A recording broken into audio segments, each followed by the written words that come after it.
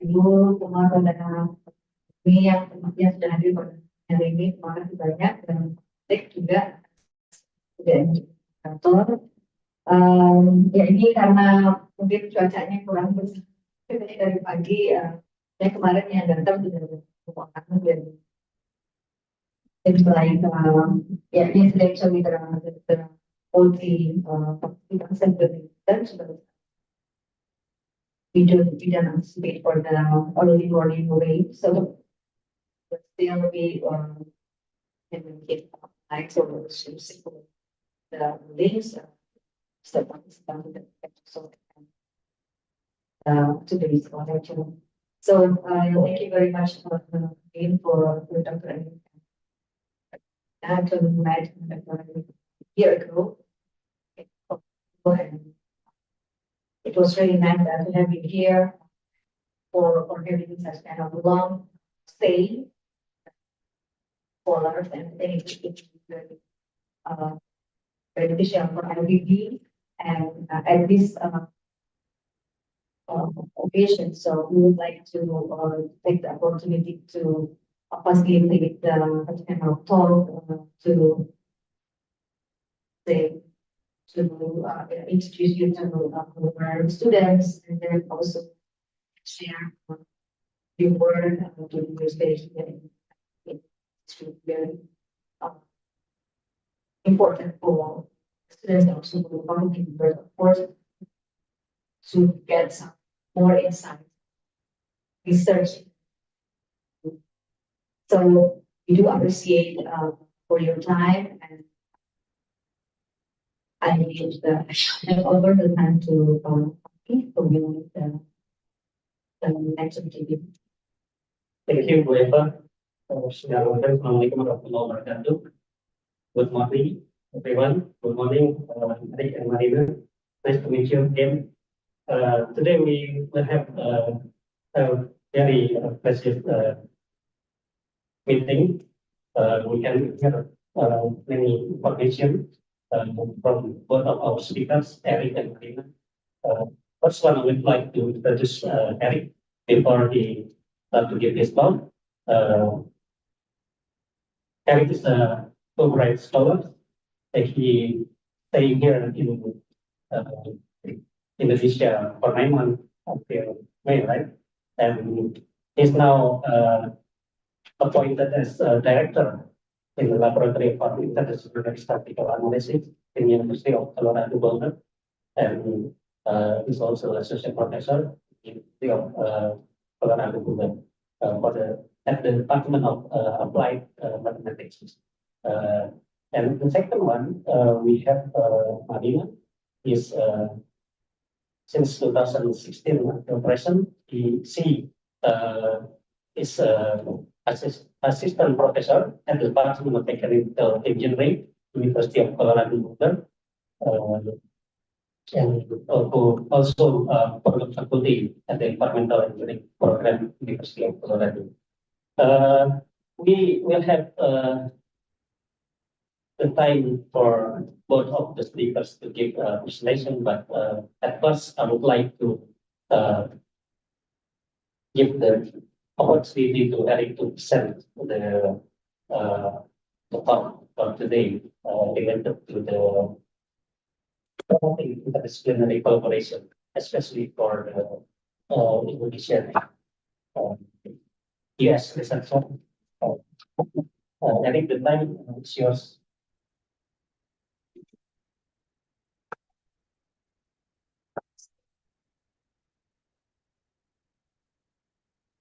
Terima kasih. Selamat pagi. We're really happy that we have some colleagues from the Department of Statistics and Data Science here in the audience, and also some students of mine in the class that I'm teaching, and also a third U.S. Fulbright scholar. Amelia is a graduate student scholar studying here at IPBTalk, doing research on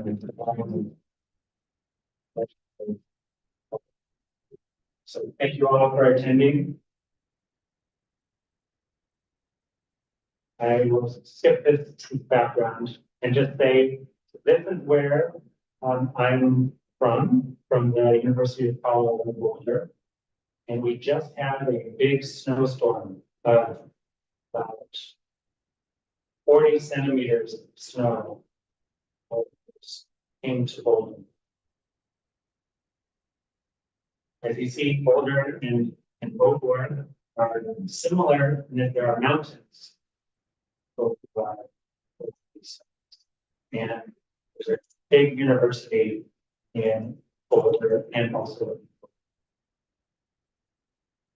So, as mentioned, I'm a Fulbright scholar from September, that's when I arrived, until the end of May.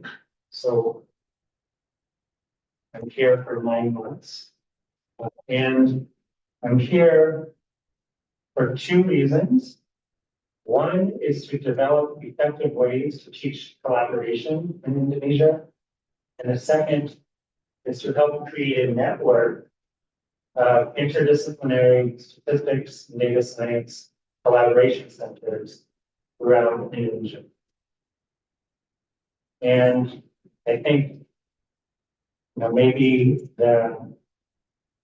one of the key things about me is that it's not just me here in Indonesia. I'm here with my family. And so my wife, Marina, is, also professor, also a Fulbright scholar. We have 2 children, Max and Maya, 4 years old and 1.5 years old. And so this photo was taken a couple weeks ago in Komodo. So this is a Komodo dragon that our son Max is very excited to see. And it was very exciting for me as well. I also wanted to mention, really highlight that my wife Marina is here as her own scholar, but today is our 10th wedding anniversary. So 10 years ago, on March 15th, 2015, we were married in Brazil. And so I don't think we realized 10 years ago that 10 years from our wedding, we would be celebrating a 10-year anniversary in Indonesia. But so it's been a wonderful 10 years.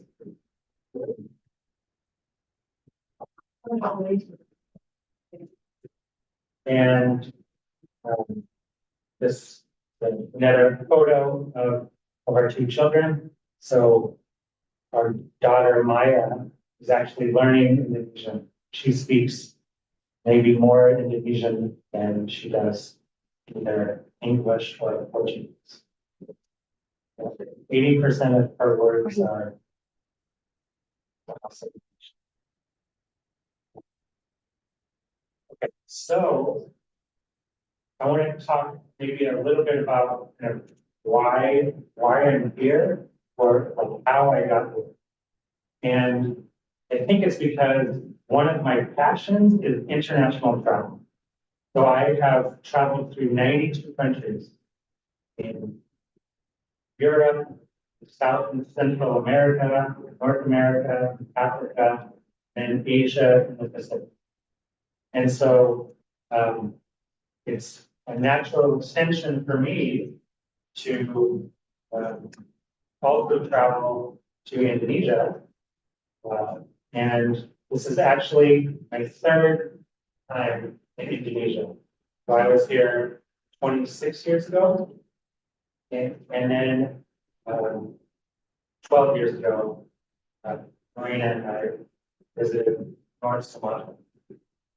And so we knew, how wonderful Indonesia was. Sort of excited to come back for 9 months to bring our home. So one of my passions is international travel.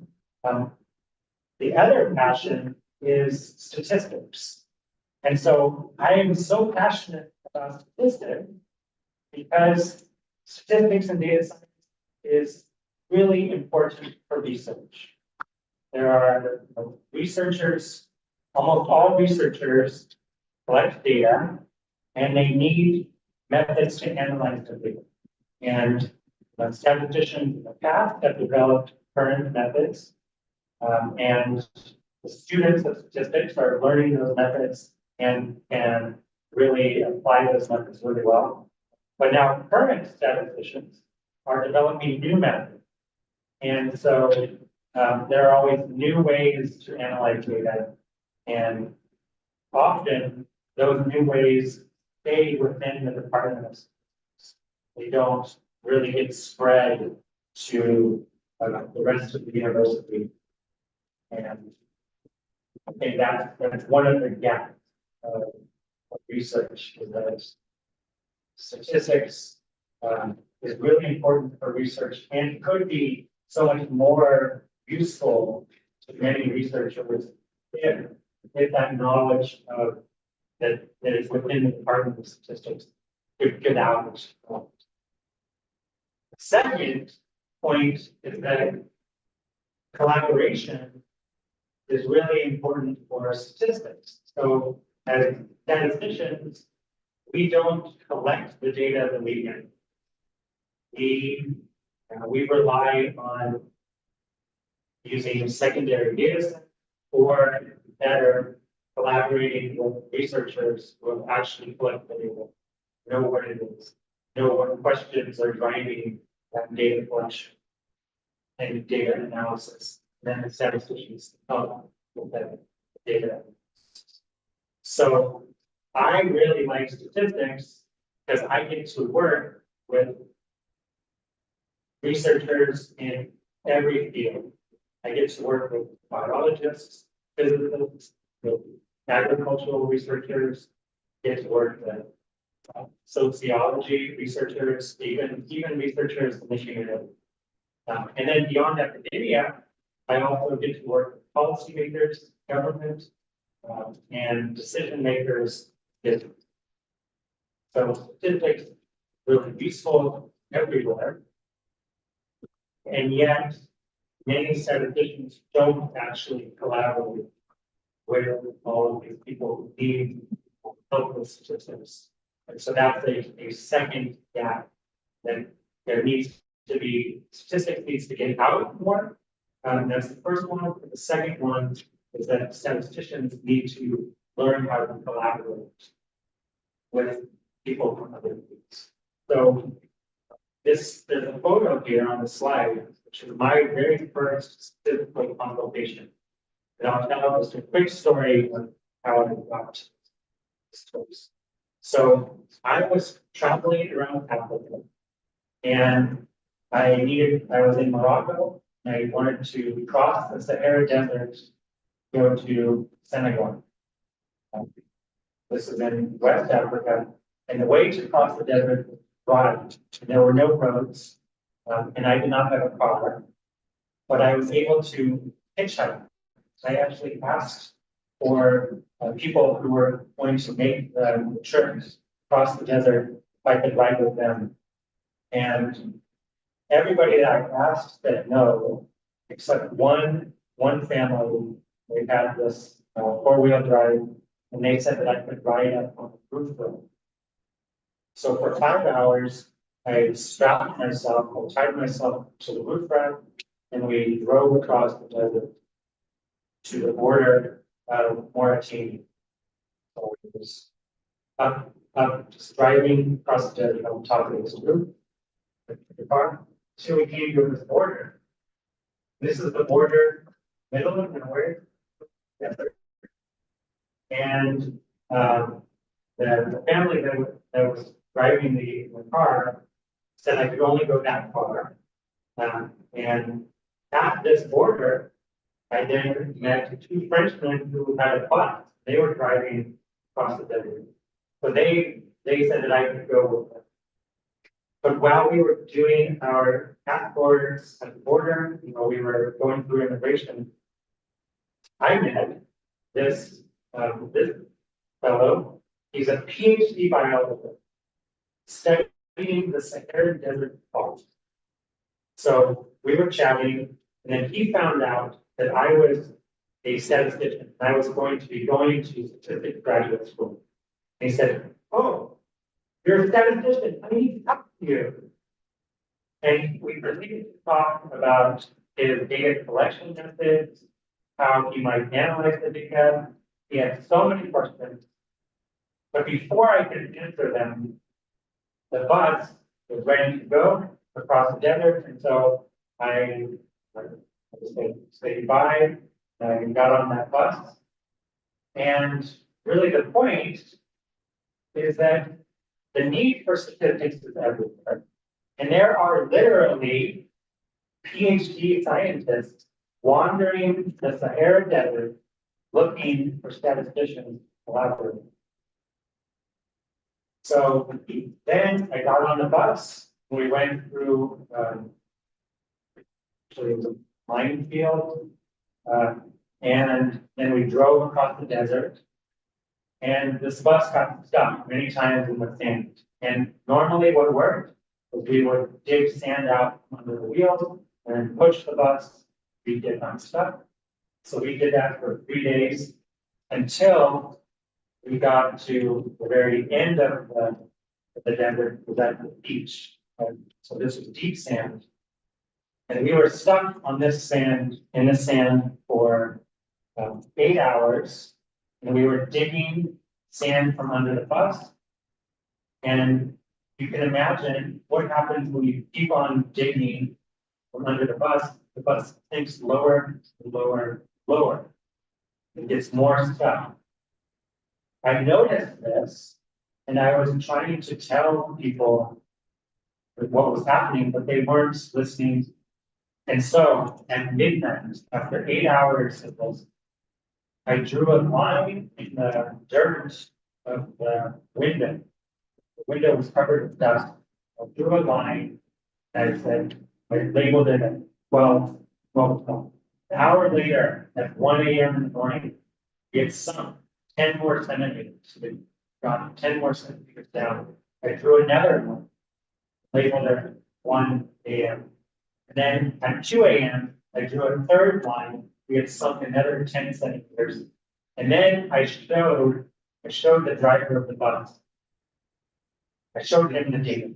Like this was a data visualization.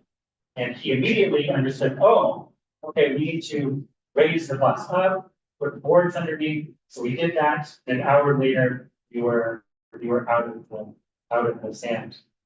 And the moral of this story is just that, again, the need for statistics is everywhere.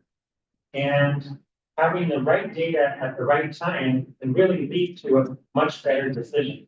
And so, and just having a very simple data visualization can actually solve problems like getting a bus across the desert. So these were some lessons that I learned through my travels, and I brought them back to when I became a professor. So I, have been the director of the Laboratory for Interdisciplinary Statistical Analysis. And as the director of LISA, I teach my students several lessons. One of the lessons is that as the statisticians, they can have a lot of impact in the world if they go out and collaborate with domain experts in many fields. If they stay just in their own office, or just within the department, their impact will be less. And so, this is my statistical collaboration center, and we do 3 things. We educate and train our students to become collaborative statisticians. So we teach them collaboration skills. And then we are the infrastructure on campus for interdisciplinary collaboration. And so researchers who need help with statistics know to come to our center.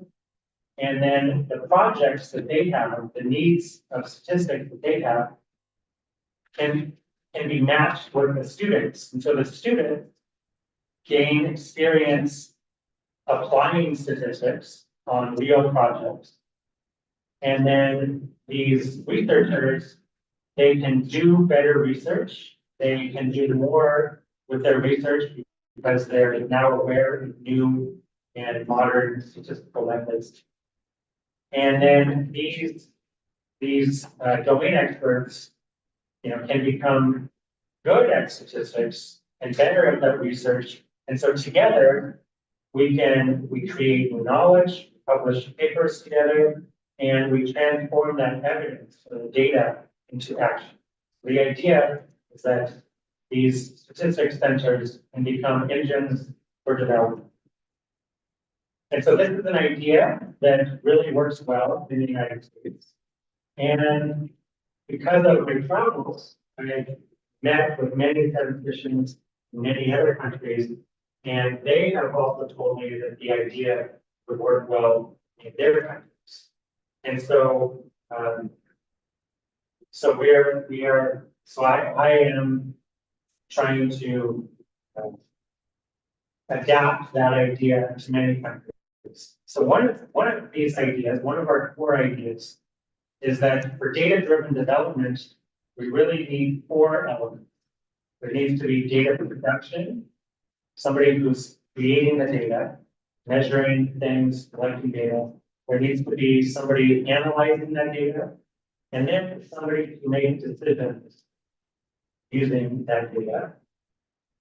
And to do all of that well, there needs to be domain expertise. There needs to be expertise in poverty. If you're going to be collecting data on poverty, or making decisions about poverty alleviation, there needs to be domain expertise about poverty.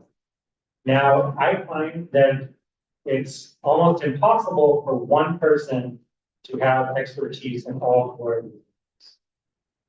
And so, there may be somebody who reads the data, going to make decisions about the data, but they're not experts to analyze it. And so this is where the statisticians can really play a good role. When we work in the intersection on projects with the data decision makers, the producers, the data analyzers, it's these projects at the intersection of the data production, data analysis, data decision making that really can drive data-driven decision and enable.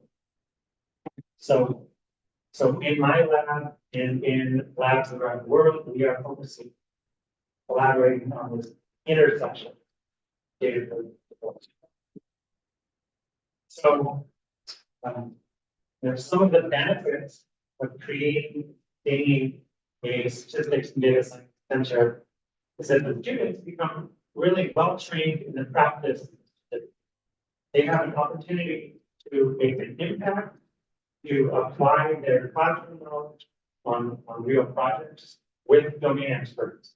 These domain experts can advance their research or make better data-driven decisions. That can lead to publishing in higher impact journals, can lead to better policy. At a university, there are many graduate students who struggle with statistics, and that causes them to maybe not publish their papers or delay their graduation. And so when graduate students from other fields collaborate with statisticians, these other students get better at statistics. They actually can publish the papers, graduate faster, and get really great jobs, contribute to society based on their knowledge. Statistics faculty can advance in their careers by co-authoring papers in high impact journals And all of this, of course, leads to increased prestige and impact for the department and for the university. So this is like the idea. And then the program that I started 12 years ago is called Lisa 2020. And our vision is to build statistical analysis and data science capacity around the world, and especially in developing countries. And our goal was to create a network of 20 statistics and data science centers by the year 2080. And this one, so in 2020, we actually had 28 these centers. Now we have 35. And if you notice on the map, most of these centers are in Africa. There are some in South Asia, India and Pakistan, and also Brazil, but none in Southeast Asia, none in Asia. And so I think there's really a big opportunity here in Asia. Just a few of our impacts. So we've trained more than 3,000 students, worked on almost 2,000 projects, and then these labs also conduct workshops, short courses to more than 18,000 attendees. There have been 281 peer-reviewed publications that have come out of these collaborations within these centers. So, creating a network of centers is one of my goals at the Fulbright Scholar. And I came to IPBTalk because Dr. Tyrone and Dr. Barros and others in the Department of Statistics and Data Science are really excited about this idea about creating first a center at IPBTalk and then spreading that model to other universities around the region. But as I mentioned, there are some gaps, some challenges. And really the first challenge is how do we teach statisticians collaborative better?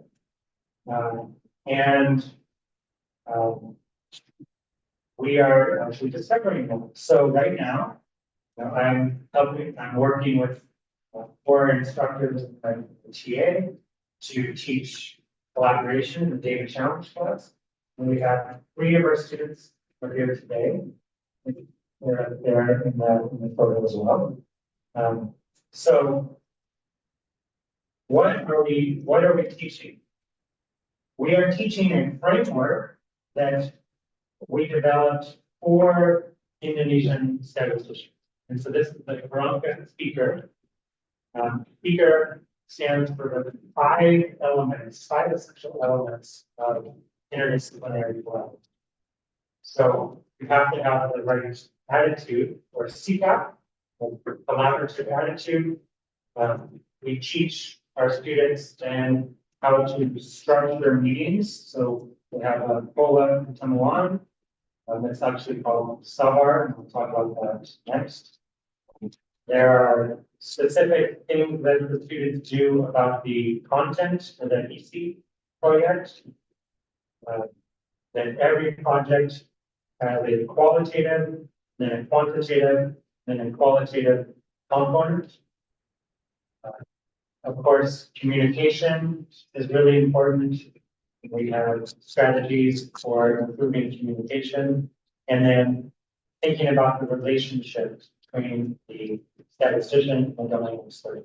So these are 5 components of collaboration that we have named the Veronica speaker. So in each of these components, we've developed materials for teaching specifically Indonesian statisticians. And I will just talk about one of them.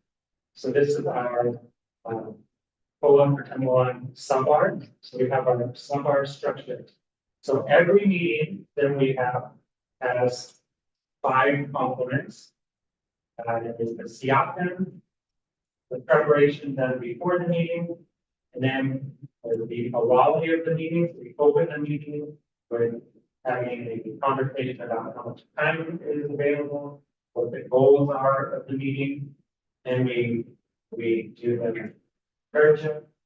So we address the wants of the meeting, and then of course there needs to be a summary of what happened, the next steps are, and that's the feedback period of the meeting. And one of the keys to this bullet memo SLR is that we realize that as statisticians collaborating across fields, we will have many meetings. And if we can reflect on how well the meeting went, we can improve. And if we improve a little bit for every single meeting, very soon we will be very good at conducting those meetings, which means that our brain freed up to think about the hard things, which is the domain and the statistics help answer the domain piece. So students practice this SAVAR structure. And then just yesterday, we did a video coaching feedback session where the students looked at their own videos of meetings with domain experts and videos of other teams domain experts, and then reflected on the components of SAVAR. So this is one of the components of this Karate speaker. And I won't go through the other components detail. But I will talk about one point of communication. So effective communication creates shared understanding between the statistician and the domain expert. And one way that we do this is by asking great questions. And a great question provides information that the statistician needs to make a key contribution to develop a product model. And a great question also, at the same time, strengthens the relationship between the domain expert and the statistician.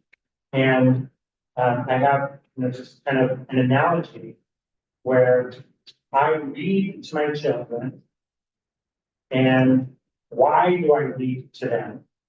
And one of the reasons is to accomplish the task, which is to help my children understand the letters, be exposed to other ideas. Right? It helps them learn to read. So that's accomplishing a task and teaching my children. A second reason, perhaps more important, is that I read to the children to create a strong relationship. And so just by reading to them, I can do both. I can teach them, and accomplish a task, and strengthen the relationship. So like that, a great question is one that can help accomplish the task of the project and also strengthen the relationship. So the students in the class practice asking great questions, turning regular questions. So, that's the first step. It's training and collaboration. And then the second step, which is really happening right now, is creating a new center at IPBTalk. So the Pusat Statistika and Science Data untuk Kolaborasi Anterdisiplin, or PUSAT. That's the name of the new center that is being created. So the mission of this new center is to provide education and training for students to become interdisciplinary collaborators and to develop partnerships with the community to improve statistics, data skills, and support high impact research at IPBTalk and throughout Indonesia. So we have some activities planned, and this is a very exciting new development. And soon, this Osaka will become part of the LISA 2020 Global Network. And I want to just I'll end my talk here with just talking about some of the benefits of being a member of the LISA 2020 Global Network. So the labs all learn from each other. So each lab, each center does things differently because they're in a different situation, a different environment. And so one lab can learn from what another lab is doing, and we share best practices across the network. There are some projects that we've started to work on that are international scope and then have local components. So each of the labs is working on local solutions to global problems. And then by collaborating, we can have global solutions, global problems, and have high impact international publications. We also share technical advice across the lab to keep up to date on advances in statistics and data science. There are exchanges of personnel between the labs. And so all of this really leads to increased prestige and impact for the department and for the university. So, I am still here till the end of May, but I really expect to continue my relationship with IPBTalk as part of the party on the global network after the So I just want to thank everybody for attending, and I do look forward to questions later in the session. Thank you. Thank you. Before the Q&A, I would like to ask the second presenter to provide the